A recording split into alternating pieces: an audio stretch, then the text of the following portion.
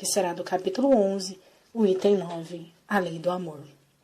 Vamos agora passar para a leitura do texto.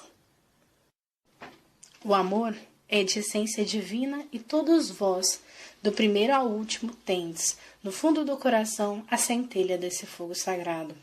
É fato que já haveis podido comprovar muitas vezes o homem, por mais abjeto, vil e criminoso que seja, vota a um ente ou a um objeto qualquer viva e ardente afeição, à prova de tudo quanto tendesse a diminuí-la e que alcança, não raro sublimes proporções.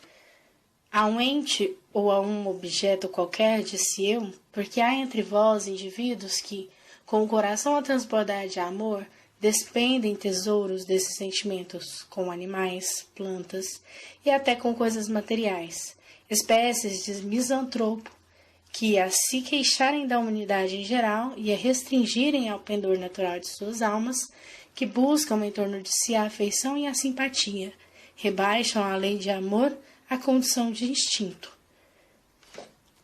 Entretanto, por mais que façam, não logram sufocar o germe vivaz que Deus lhe depositou nos corações ao criá-los. Esse germe se desenvolve e cresce com a moralidade e a inteligência, e, embora comprimido a miúde pelo egoísmo, torna-se a fonte das santas e doces virtudes que geram as afeições sinceras e duráveis e ajudam a criatura a transpor o caminho escarpado e árido da existência humana.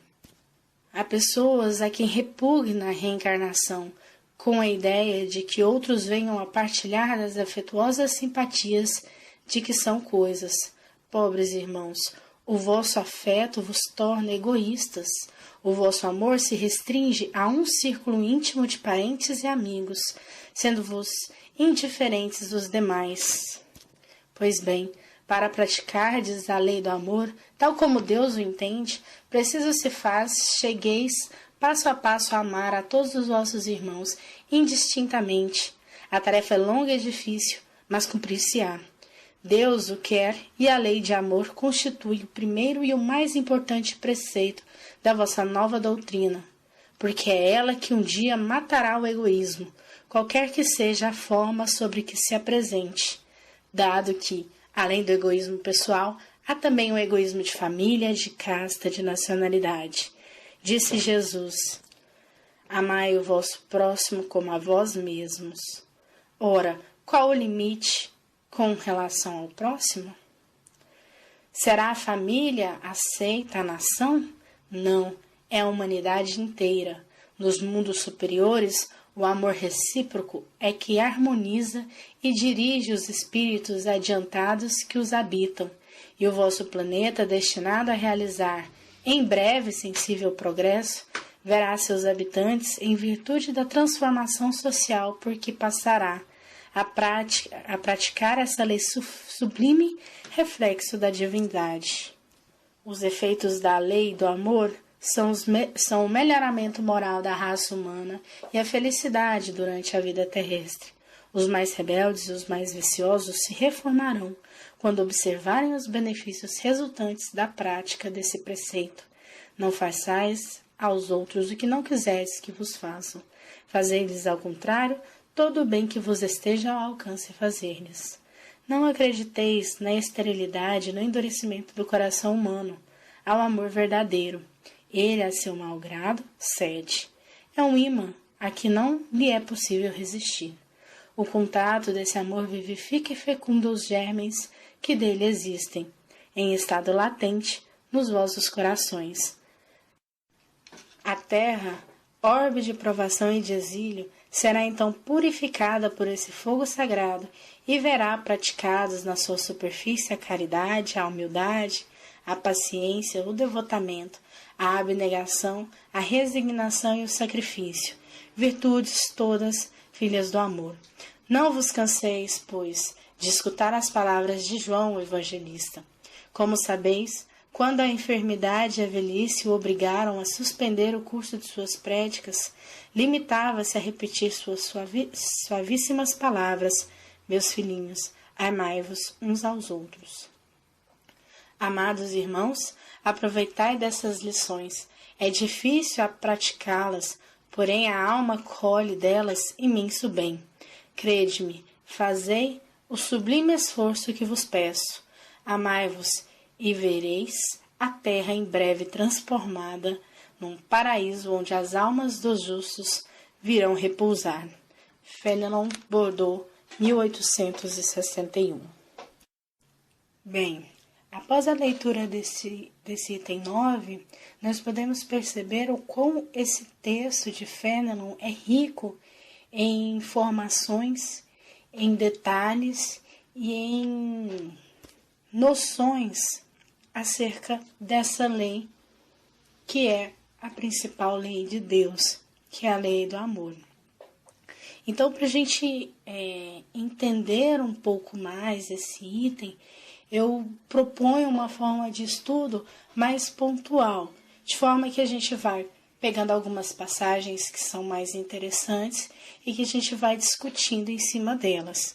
Mas, para começar, eu gostaria de ir lá no item 8, numa mensagem de Lázaro, que foi o ressuscitado por Jesus, acerca dessa lei maior. E ele diz: o amor resume toda a doutrina de Jesus, porque é o sentimento por excelência, e os sentimentos são os instintos elevados à altura do progresso realizado. Ou seja, o amor ele chega a um sentimento que denota progresso, ao passo que nós começamos a sentir amor, a sairmos dos instintos básicos e começamos a sentir algo que se denomina amor, isso denota progresso. E ele continua: no seu ponto de partida, o homem só tem instintos, mais avançado e corrompido. Só tem sensações, mais instruído e purificado tem sentimentos.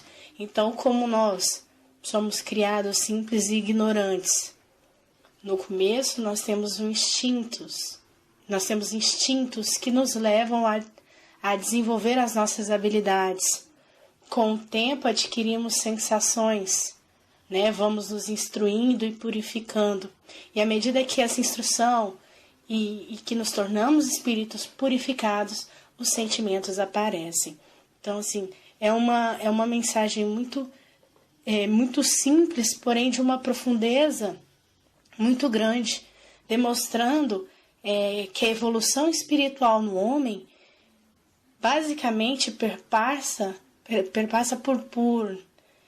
por fases que o leva ao final, que é a purificação através dos sentimentos e através do amor. Daí, em seguida, Fénelon começa justamente dizendo que o amor ele é a essência divina e que ele está em todos nós, ou seja, essa centelha, uma centelha deste fogo sagrado, como ele diz, foi colocada em nós e se desenvolve à medida que a nossa moralidade, a nossa inteligência vai sendo burilados. Então, todos nós, seres humanos, somos capazes de amar. O que nos diferencia é o grau de evolução. Aqueles que estão mais à frente possuem uma sensação, um sentimento e uma capacidade de amar maior do que nós que estamos mais atrás. Mas todos, em sua essência, foram criados com o poder, com a luz, com uma fagulha divina chamada amor. E dando continuidade, Fénelon ressalta que o egoísmo ele acaba por comprimir o desenvolvimento desse germe que é o amor dentro de nós. Então, as nossas atitudes egoísticas diminuem o desenvolvimento do amor. O apóstolo Paulo, que tão bem fala do amor, ele nos diz que é necessário que despimos totalmente do egoísmo. acabar com o egoísmo dentro de nós, é o passo fundamental para que aprendamos a amar verdadeiramente, né? Para que nós possamos descobrir o que é amar. Se nós buscarmos a fundo o que é amar, o que é o amor de Deus para com a criatura, nós vamos descobrir que o amor que a gente diz ter, né, que a gente diz conhecer, ele não chega nem perto do verdadeiro amor de Deus. Ao dizer que o amor torna-se a fonte das santas e doces virtudes que geram as afeições sinceras e duráveis e ajudam a criatura a transpor o caminho escarpado e árido da existência humana, nada mais, nada menos, ele está querendo dizer que o amor ele é a base para o desenvolvimento das demais virtudes, da fé, da paciência, da caridade, né? E que sem amor nós não conseguiremos transpor o caminho da evolução. Então, nós precisamos pensar muito bem a respeito disso, porque se não aprendemos a amar, não aprenderemos, não conseguiremos, na verdade, evoluir. E aí eu me lembro que, mais para frente nós vamos falar sobre isso, que a Bíblia, né, que é o código moral do cristianismo, ela basicamente fala de como devemos aprender a amar. A amar ao próximo, amar a Deus e amar a nós mesmos.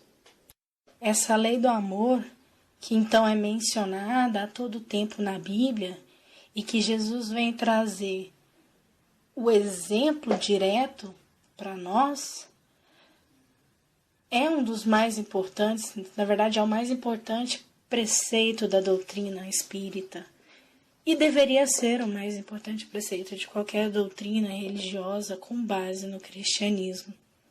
Porque através do amor, né, como dissemos, como Fenelon disse anteriormente, é que o egoísmo será aniquilado, né? E aí, como ressalta no item que foi lido, existem vários tipos de egoísmo, que é o egoísmo pessoal, o egoísmo de famílias, de caças, de nacionalidades. E aí entra o grande ensinamento de Jesus: amai ao próximo como a vós mesmos. E quem seria esse próximo? A humanidade. Então devemos aprender a nos amar, para então conseguirmos passar a um nível mais evoluído enquanto seres humanos. E pensando mais à frente, por que não nos tornarmos então mais evoluídos enquanto uma sociedade, enquanto um planeta? E seguindo nessa linha de pensamento, ele nos diz, né, que em mundos superiores o amor recíproco é que harmoniza e dirige os espíritos adiantados que os habitam, ou seja, os planetas mais...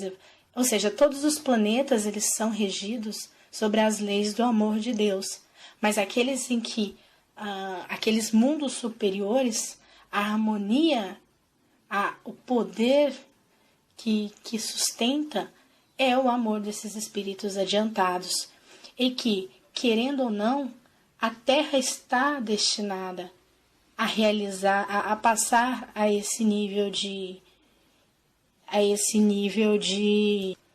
progresso, né? Uma vez que essa transformação ela é inevitável. E como efeito disso tudo, do aprender a amar e aprender a desenvolver o amor que está entre nós, que nos foi dado por Deus, teremos então como efeito o melhoramento moral da raça humana e a felicidade durante a vida terrestre. Então, um fim maior de saber amar é justamente essa evolução moral, né? A felicidade aqui no planeta Terra.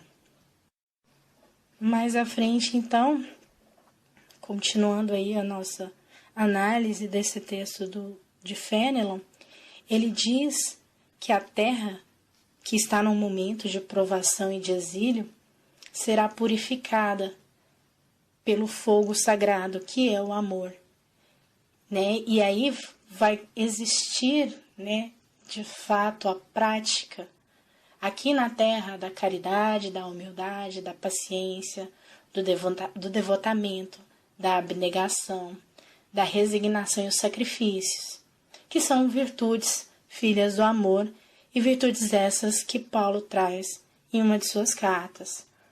Então percebam a importância de entendermos o que é o amor.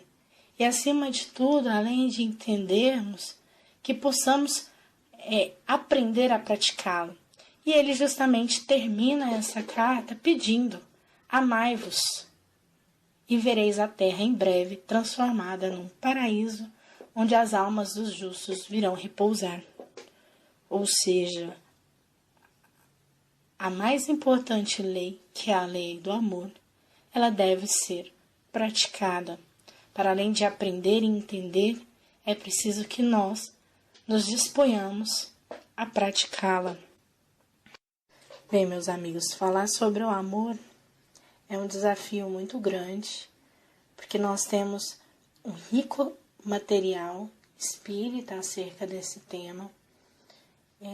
Existem muitos textos, muitos estudos mais profundos, e o que nós nos propomos aqui foi trazer uma análise deste texto do item 9 da carta de Fénelon. Então, nós nos atentamos a descrever, na verdade, um pouco, né, desses ensinamentos que ele nos traz. E para fechar esse texto, para fechar esse estudo, nós gostaríamos de trazer aqui, né, o capítulo 13 da primeira epístola de Paulo aos Coríntios. Lembrando que Paulo foi um dos apóstolos de Jesus, que trabalhou fortemente na disseminação do cristianismo, e que ele fala, né, lindamente sobre a questão sobre o amor. E nesse capítulo em especial ele traz, né, em forma de cântico, grandes ensinamentos do que é o sentimento amor. Passemos à leitura. Ainda que eu fale as línguas dos homens e dos anjos, se não tiver amor, sou como um bronze que soa ou um símbolo que retine. Ainda que eu tenha o dom da profecia e conheça todos os mistérios e toda a ciência, ainda que eu tenha tão grande fé que transporte montanhas, se não tiver amor, nada sou. Ainda que eu distribua todos os meus bens e entregue o meu corpo para ser queimado, se não tiver amor, de nada me aproveita. O amor é paciente, o amor é prestável, não é invejoso, não é arrogante nem orgulhoso, nada faz de inconveniente, não procura o seu próprio interesse, não se irrita nem guarda ressentimento, não se alegra com injustiça, mas rejubila com a verdade. Tudo desculpa, tudo crê, tudo espera, tudo suporta. O amor jamais passará, as profecias terão seu fim, o dom das línguas terminará e a ciência vai ser inútil, pois o nosso conhecimento é imperfeito e também imperfeita é a nossa profecia. Mas quando vier o que é perfeito, o que é imperfeito desaparecerá. Quando eu era criança, falava como criança, pensava como criança, raciocinava como criança. Mas quando me tornei homem, deixei o que era próprio de criança. Agora vemos como um espelho, de maneira confusa. Depois veremos face a face. Agora conheço de modo imperfeito. Depois conhecerei como sou conhecido. Agora permaneçam estas três coisas: a fé, a esperança e o amor. Mas a maior de todas é o amor. Muito bem, queridos amigos, fica aqui, né, um pequeno estudo acerca do capítulo 11, do item 9, sobre a lei do amor. Agradeço a oportunidade de trabalho mais uma vez e desejo que nós possamos, a partir de agora, pensar um pouco mais e procurar, né, colocar em prática todas aquelas virtudes que denotem, né, e que demonstrem que estamos aprendendo o que é amar. Fiquem com Deus e até o próximo Evangelho no Lar. Vamos passar agora para a oração final. Neste momento, vamos voltar o nosso pensamento ao nosso Pai e ao nosso irmão maior Jesus, e com o auxílio da espiritualidade maior que aqui se encontra, vamos abrir os nossos corações em prol de todos os nossos irmãos. Vamos vibrar por todos aqueles que, de uma forma ou outra, conectaram-se nessa rede de luz e oração em busca do auxílio. Pelos nossos inimigos, pedindo que encontre a paz. Pelo nosso país, por nosso planeta e todos os recantos do universo. Pelos animais que sejam amados e respeitados por nós, humanos. Por todos os nomes que desfilam em nossa mente neste instante e precisam de auxílio. Por todos os nomes que estão inscritos em nossa irradiação fraterna. Por todos aqueles que se encontram nas orações dos colaboradores da Cavile. Por nossa família e por nós mesmos, pedindo amparo para que possamos amanhã ser um pouco melhores que hoje. Deixemos em aberto uma vibração para que os benfeitores espirituais que aqui se encontram possam levar aos locais e aos irmãos que julgarem necessário, e principalmente para aqueles que hoje se encontram nas condições de refugiados de países em estado de guerra. Pedimos a benevolência da espiritualidade maior, para que, enquanto fazemos a prece final, fluidifique nossas águas, colocando nelas o necessário medicamento para cada um. Passemos à oração final.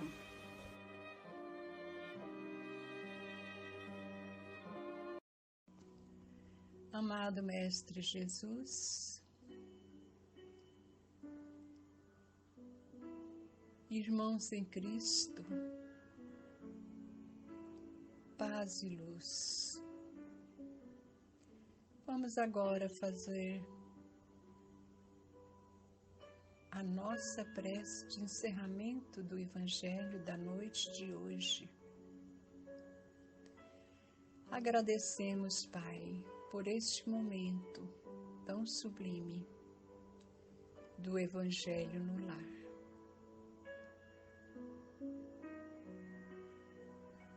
Agradecemos os bons espíritos que aqui vieram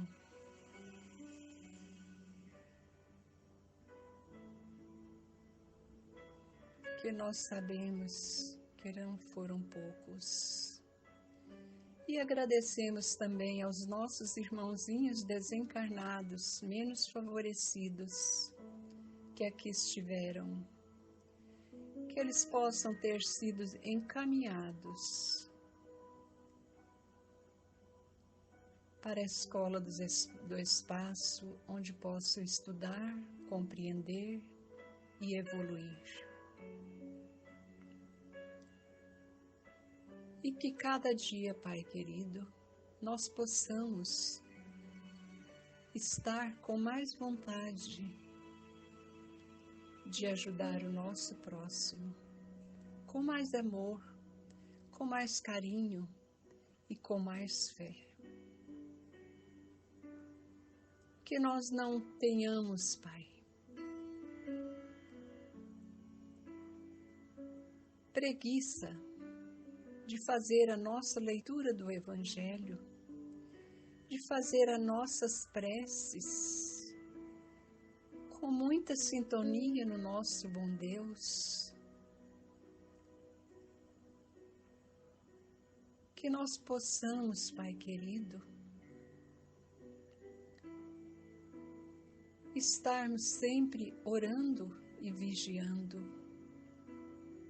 Porque Jesus disse, orai e vigiai. E muitas vezes nós esquecemos destes ensinamentos. Pai querido, nós agradecemos ao Senhor Jesus por ter nos ensinado que através da prece recebemos o alimento necessário para a nossa sobrevivência espiritual. E com a ajuda recebida podemos chegar ao Pai pelo único ensinamento da salvação.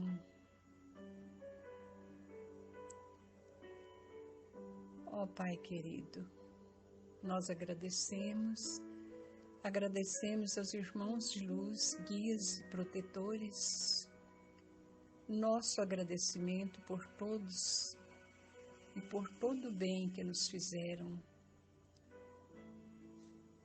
E que o Senhor Jesus ilumine a cada um, dando cada vez mais luz e luz e luz. E que assim seja e assim será. E damos por terminada a prece do nosso Evangelho da noite de hoje, com muito carinho e muito amor em nossos corações. E que assim seja e assim será. Carinho, amor e muita luz.